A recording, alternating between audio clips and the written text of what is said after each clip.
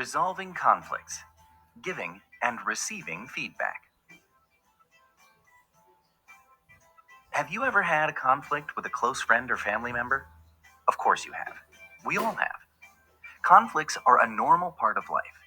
They're caused because we're all different and we see and react to situations and events in different ways. Conflict only becomes a problem when it is not resolved or managed effectively. Sometimes the easiest way to resolve a conflict is to let it slide and don't make a big deal about it.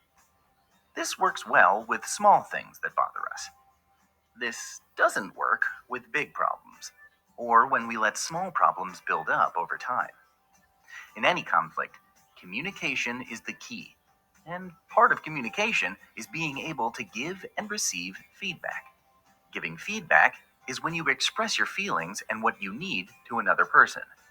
Receiving feedback is how you respond when someone expresses his or her feelings and needs to you about the situation.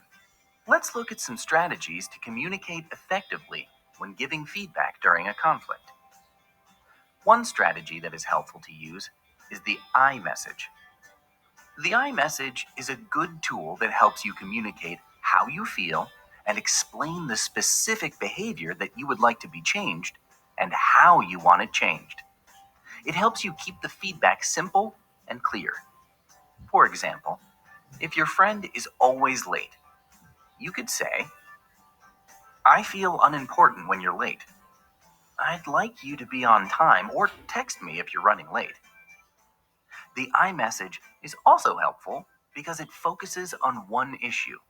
It's important not to bring up every problem you've ever had with a person all at once. Just focus on the current situation and keep your feedback short and simple. Another good strategy to use when providing feedback is to think before you speak. Before you provide feedback to someone else, stop and ask yourself, is the feedback true, helpful, inspiring, necessary, kind? Let's now look at strategies to receive feedback. It's easy to get defensive and close ourselves off when someone is telling us that we have hurt or bothered them. But it's as important to receive feedback to resolve a conflict as it is to provide feedback. First, listen without interrupting or without planning your response. Just listen. Try to see the situation from the other person's point of view.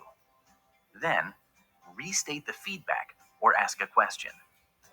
Let your friend know that you understand their concerns by repeating it back to them. If any part of the message is unclear, ask further questions for clarification. Next, consider the feedback and choose a response. Does the request that the person is making seem reasonable to you? If so, apologize for your part in the conflict and state what you will do differently.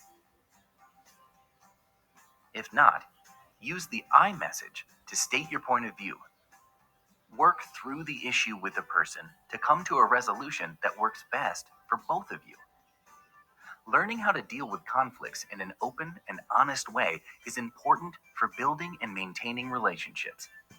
Conflicts are a part of life, and when they are managed effectively, they can actually bring people closer together.